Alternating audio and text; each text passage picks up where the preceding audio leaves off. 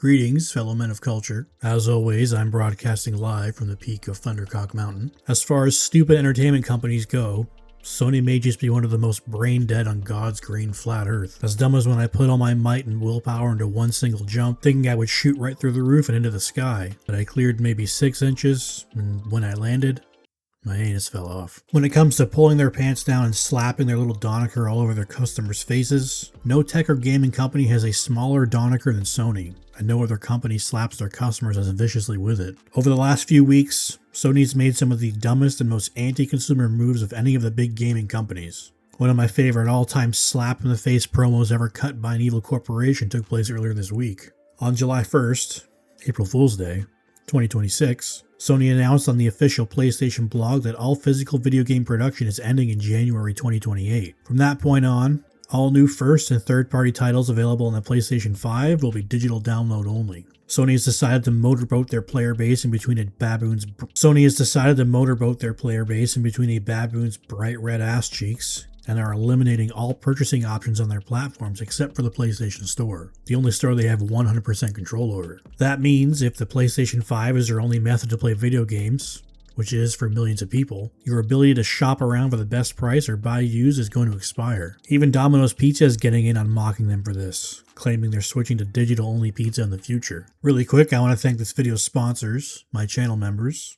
I appreciate your belief in the channel, and your support helps me keep things going. I've also had a t-shirt commission, so if you like what I do here and want a cool shirt to support the channel, check it out. At all different times throughout the year, many different stores offer better prices for all sorts of games. If you really want to play Sack or Succubus, you can check Best Buy, Walmart, or local game stores. But pretty soon you can only get your anime titty games from one place, and you have to pay whatever price Sony decides to charge. This move also means no more used games. I can't count how much money I've saved over my lifetime by buying and trading used games. Facebook Marketplace is great for finding decent deals. I used to borrow and trade games with my friends all the time when I was a kid. The typical pricing cycle that we've all been conditioned to expect over the last few decades was, the older the game is, the deeper the discount from its launch price. With a few exceptions like Call of Duty for some reason, this has always been true. The big three gaming companies used to have dedicated product lines specifically for selling successful, older titles after they had been out for a few years. Sony themselves had the greatest hits line that continued all the way to the PS5. These were budget-priced reprints of their biggest games, giving more price-sensitive customers an affordable way to play their big AAA releases a few years after regular price sales had slowed down. This benefited everyone. Patient gamers saved money, and Sony got some short-term renewed interest in older games. Once physical games are no longer being produced in the future, Sony has zero reason to reduce prices on anything. Why would they? To compete with themselves? The Last of Us Part 1 on PS5 is $90 Canadian. Despite being 4 years old. Here's a used physical copy I found on Facebook Marketplace in my area for $35. Here's another copy for the same price. God of War Ragnarok is still $70. Also 4 years old. Here's a copy for $40. Used, so Sony doesn't see a cent from its sale, which is exactly why Sony no longer wants to produce physical games anymore. Xbox is such a non-threat to the PlayStation at this point. Sony is using its overwhelming dominance of the mainstream gaming market to do whatever it wants. They're no longer porting their first-party games to PC. If you have any interest in Sony first-party games, you need to have a PlayStation. And the only place you can get the game is the PlayStation Store. I predict Sony's going to go the Nintendo route. All first-party titles will be sold at a premium and never go on sale. I really hope I'm wrong about that, but I don't see why Sony wouldn't do this. The other big problem with this change is, you'll own nothing and you'll be happy. Game ownership has barely been a thing for over 10 years now. Physical copies got you whatever was on the disc, minus any patches that particular game got, for better or worse. But at least you would always be able to play the game you paid for, even if it hardly worked because the game release barely finished. Without physical games, anything you pay for from the PlayStation Store is essentially a long-term rental. Some may say I'm being paranoid. There's no way Sony would eventually revoke access to the stuff you paid for. That argument would hold more water if they didn't already have a history of doing exactly that with video content. As of September 1st, 2026, at least in the UK, users who purchased any movies from production company Studio Canal will lose access to that part of their library. This includes 551 titles total, and not just stupid straight-to-Tubi movies. Stuff like Terminator 2 and the recent Paddington Mentally Challenged Bear movies. The fact that these are sold as temporary is never made obviously clear. If you dig into the terms of use and read all the tiny text, it says something about Sony being able to revoke access at any time for any reason. But the big ass button on the store page says buy or purchase, not rent.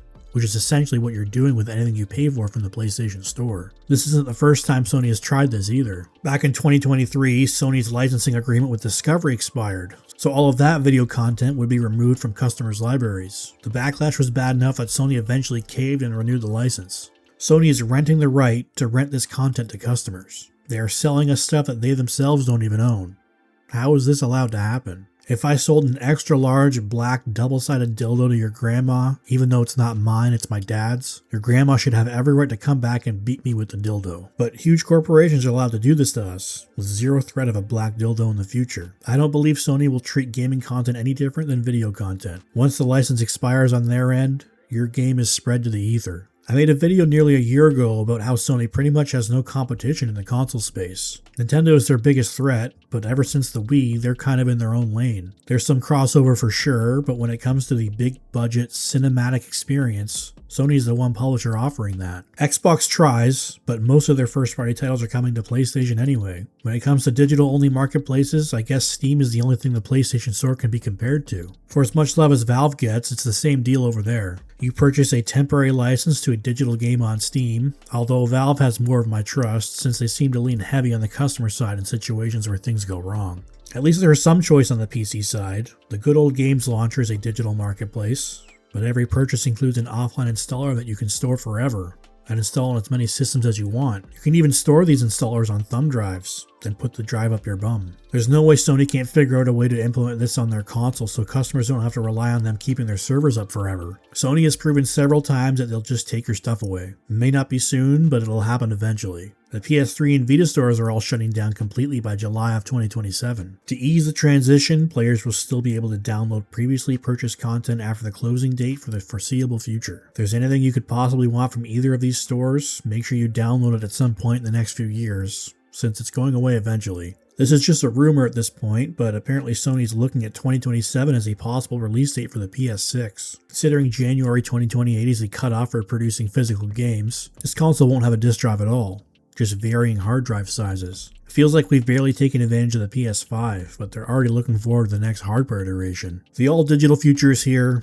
and only massive corporations are benefiting from it. If you love actually owning and keeping your stuff as much as I do, refuse to participate in this anti-consumer horseshit. Buy your PC games on GOG when possible, or get out your Skull and Bones flag if you feel you need to. Don't ever spend a single cent on content unless you are absolutely fine with losing access to it someday. It may even be several decades from the point of sale, but eventually, you'll lose access to any digital content you buy. It's like they're begging us to steal. Until things change, I'm happy to oblige.